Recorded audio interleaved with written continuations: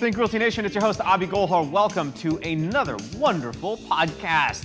I'm excited because today we're talking about lending, and we're also talking about how you can use a bridge lender instead of a bank.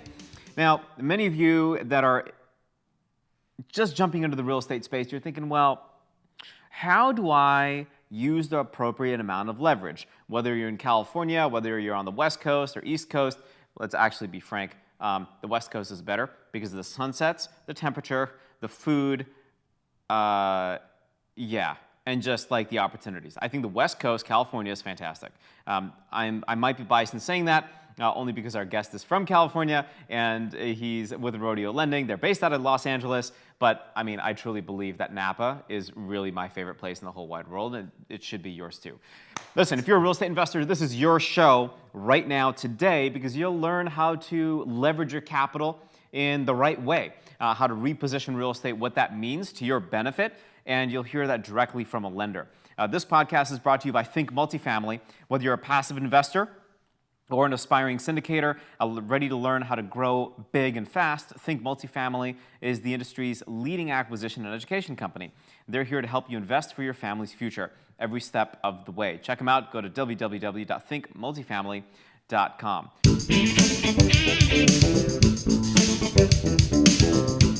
Richard Katz from Rodeo Lending, welcome to the show. How are you doing, man? You ready to rock and roll with me? I am. Cool. How you doing? Good, I'm doing great. Give me a little background. Who are you? What do you do? Sure. So I'm the president of Rodeo Lending. In Texas, it's rodeo. Hey, I suppose I'm like a true Texan, right? I'm just like, woo, rodeo! Yeah. So Rodeo. We're a bridge lender. We do both residential and commercial real estate. We'll lend up to $18 million and as little as $100,000. Our typical loan is 12 to 36 months with an average of 14 months. And we go up to 75% of the after repair value of the property. Got it. Nice. So you're not super aggressive on the LTVs, which is good. What has been your general thought on investors in California? Is it they're taking too much risk right now? Are they not taking enough risk? Where are the hot spots of opportunity? And I know SoCal is different than NorCal, right? Like, right. Completely different world. We're a nationwide lender. Yeah. So, but in California, for whatever reason, there's a ton of companies like myself where they're doing bridge lending.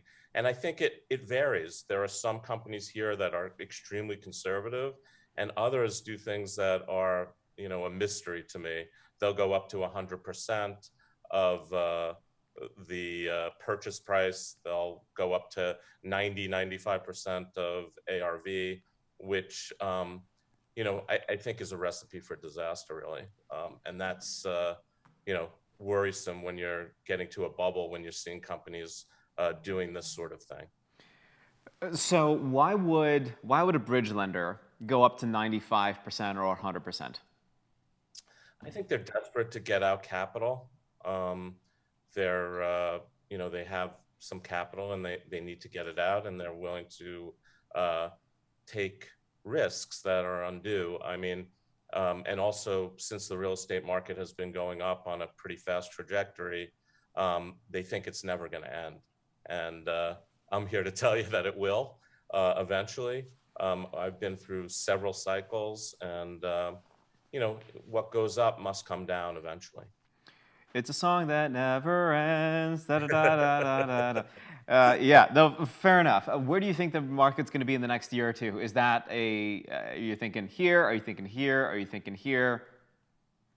That's a really tough question. There's a lot of headwinds, but there's also a lot of good things going on in the marketplace.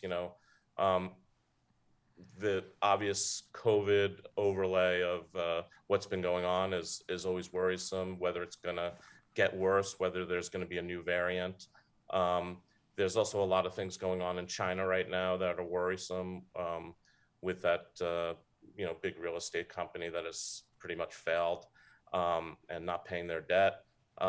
They're also, if you read the headlines yesterday. For whatever reason, China is having some serious issues with power. They a lot of their factories have to be closed, including, I read, the Apple factory in China has been closed. So, those sort of things you hear about, and you get a little bit worried for the overall economy. But then, on the good side, you look what's happening in the housing market here in the United States, and it's very, very positive. People are moving. They want properties. There's a housing shortage, so there's a lot of construction activity, and all that's very, very positive. Also, as people come out of their in-house shelter and start participating in the economy again, we're seeing some real boom in the economy. So I think it's kind of balanced. I don't know what's going to happen. You don't know if there's going to be a black swan or something like that. And we're positive in our outlook, but always, I think it's part of my job to be paranoid. So if there's one thing you could be paranoid about, and one thing that you would suspect could be a black swan, what would it be? Right. I think, I think inflation is a big thing. You're reading a lot about inflation right now.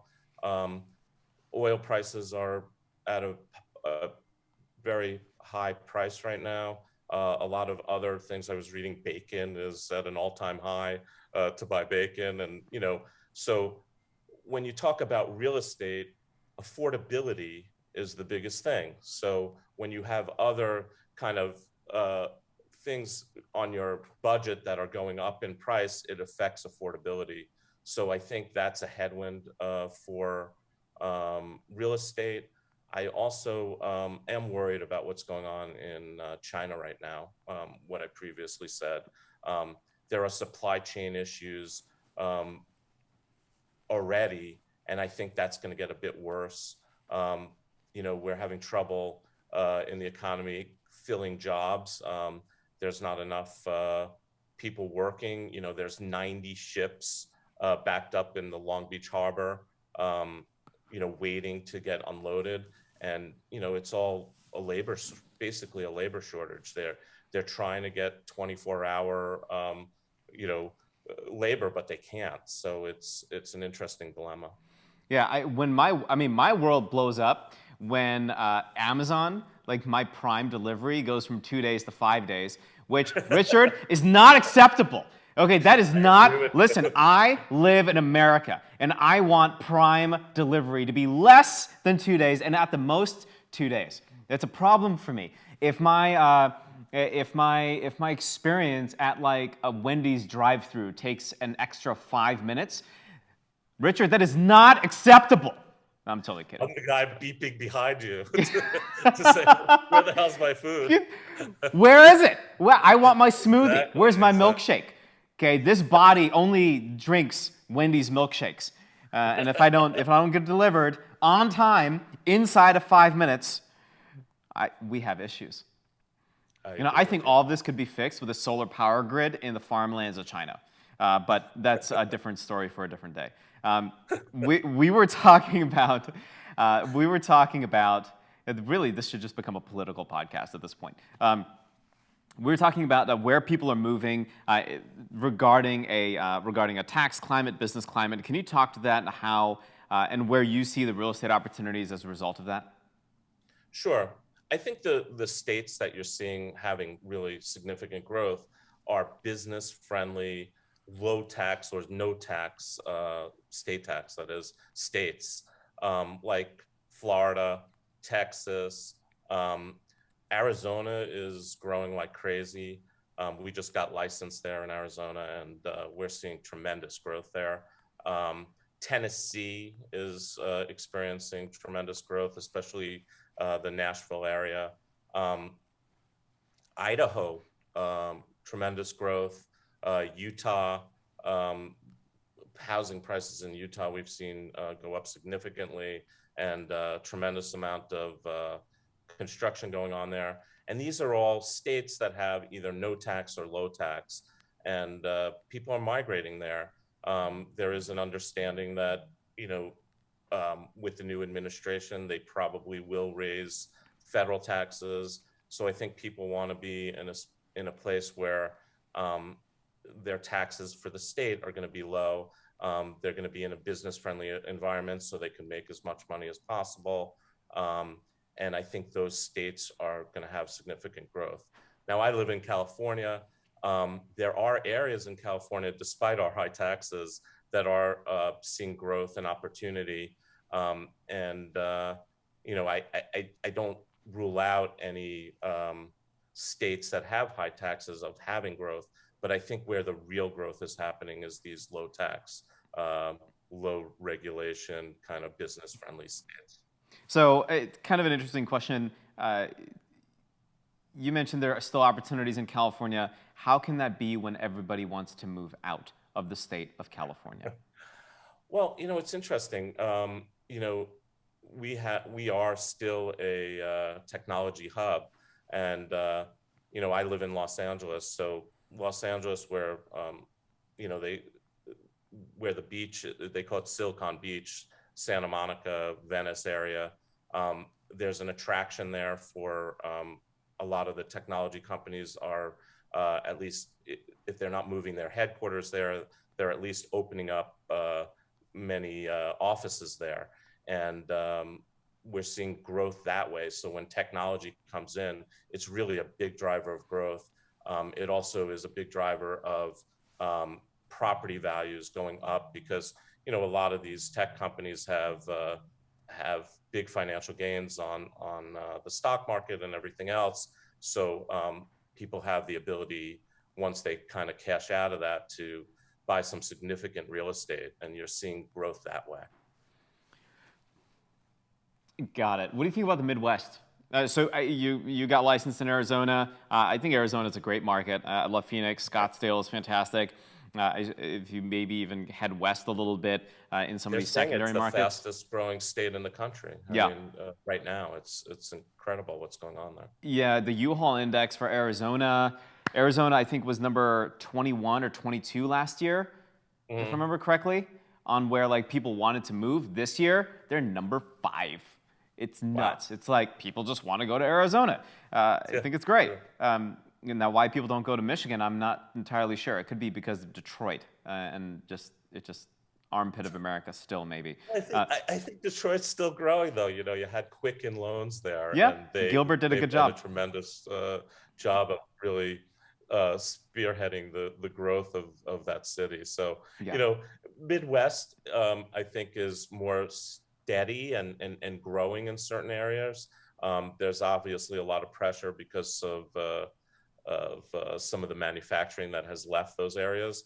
But you're seeing, in Ohio and various locations in Ohio and Indiana and some of these, even as I said, in Detroit, there's been growth. So there is, I think it's not as fast as some of the other states I mentioned, but there is growth in certain pockets of the Midwest. Yeah, I'm with you on that. Like I'm a huge believer in the Midwest. I will invest in the Midwest any day that I can. Even though I'm from Michigan and I generally hate the state of Ohio, I'll take a look at Columbus. I'll take a look at Indianapolis. I'll take a look at Grand Rapids, Michigan, Gary, Indiana. What else? Maybe Pennsylvania. I don't know about. That's more like Eastish. Those are generally 3 cities that I'll look at. Cleveland, Ohio, probably not so much. Detroit, absolutely. Southfield, Michigan, absolutely. Novi, Michigan, absolutely. So these secondary, tertiary markets, I think, are glimmering with hope for investors, for opportunities. Where do you guys generally lend? Any particular states that you favor over other states? If I submit a deal as a borrower, you'll say, yeah, it's approved automatically because it's in the state of Arizona, but it's going to suck if it's in the state of Idaho because we're just going to get a bag of potatoes. Do you care which states? Or?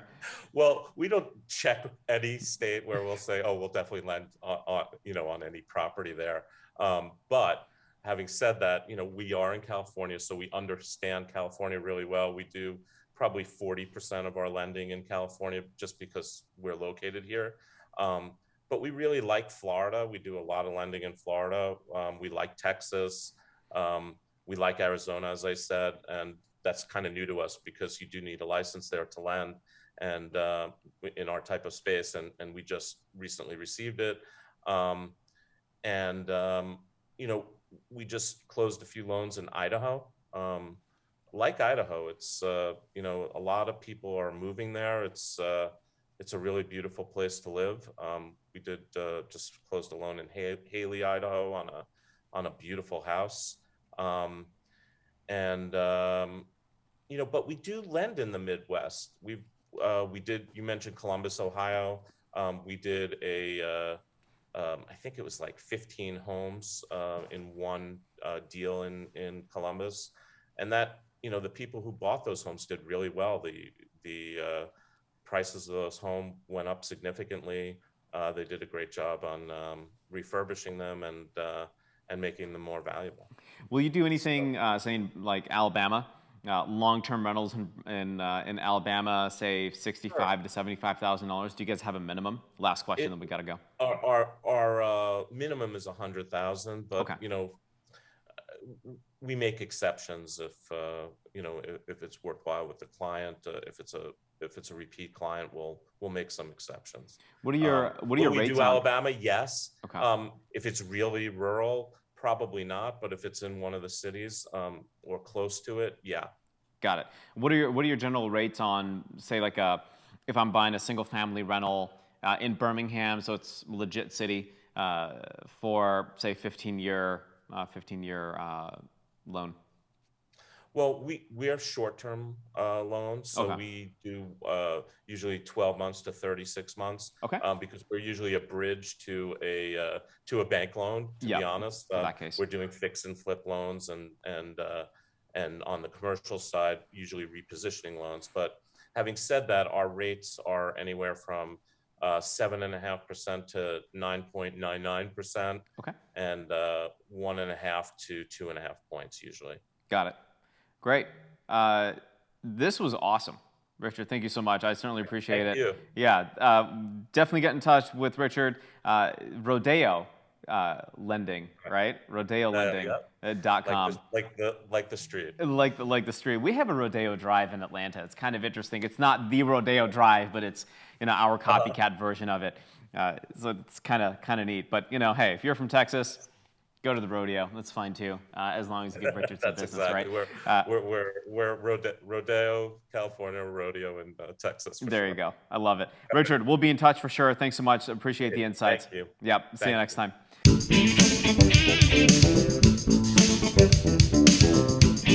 Think Realty Nation. This next segment is brought to you by Ashcroft Capital. Ashcroft Capital is a national multifamily syndication firm founded by Joe and Frank. Good friends Joe and Frank. Ashcroft Capital focuses on capital preservation while striving to return strong risk-adjusted cash-on-cash to investors. The firm specializes in value-add real estate in Texas, Georgia, and Florida. Check them out, ashcroftcapital.com/Travis, or you can also call 954-342-6154.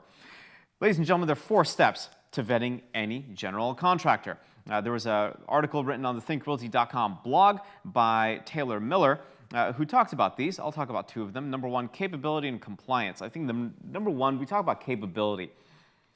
In the state of Georgia, you need a license. So you should have a license. There are a lot of folks that will kind of like indirectly work with a contractor and then say, yeah, we have a license through like these 2 people. No, you actually want a legit contractor with a legit license. Now in the state of Texas, you don't have to have a license, just as an example, to do renovations. So that's great. No need there. But I would highly, highly recommend that you scrub your contractor for experience. And then, of course, what Taylor talks about is capability. Capability. Do they have the ability to say and do what they say they're going to do? Super important. Do they have the suppliers? Do they have the materials? Do they have a labor? Do they have the labor? Do they have a shortage of labor? Do they have a surplus of labor? What's the reasoning behind that? Have they had previous experience, and do they have happy clients and customers? How often do they miss deadlines? How honest will they be with you when a project is going sideways? These are things that are really, really important for me, an investor, for you, somebody to know as well when it comes to working with your contractors. Don't just take them at face value. ask them to prove what they're telling you. Number two, I would say subcontractor labor. This is number 3 in Taylor's article, but I'll talk about it as a number 2. Quote, ideally, you'll want to find a GC who will be self-performing for most of the project themselves. It is common to have certain phases like construction, like electrical, plumbing, roofing done by subcontractors, allowing the GC to focus on other things like foundation or framing. It saves time, but also make sure that there are no corners being cut, and they're not extreme cost cutting measures as well, which will also lead to corners being cut by subcontractors. By definition, a subcontractor is not the GC himself or herself, so they're going to outsource some of that work. By doing so, outsourcing generally means, hey, I might want to cut costs and might want to cut some time. This is very prevalent in the technology space. You'll offshore to the Philippines, China, India, Eastern Europe to save on cost. Makes sense, but as long as you don't cut corners, that's the most important piece. So if you're looking at contractors, read this article titled 4 Steps for Vetting a General Contractor, and really pay attention to that GC's capability to actually do the work, and also how many subcontractors that GC has. And just please make sure they're not cutting any corners. That being said, that's a wrap. Let's give a huge shout out to the sponsor for today's show, Think Multifamily. Whether you're a passive investor looking for passive income or an aspiring syndicator, you want to learn how to grow big and fast. Think Multifamily is the industry's leading acquisition and education company, who's here to help you invest for your family's future every step of the way. Visit www.thinkmultifamily.com for more information. That's a wrap. It's been a fun show. Got any questions? Get in touch. Go to thinkrealty.com. You can find me anywhere online at Avi Golhar, so feel free to shoot me an email. All my contact information is online. And until next time, happy investing.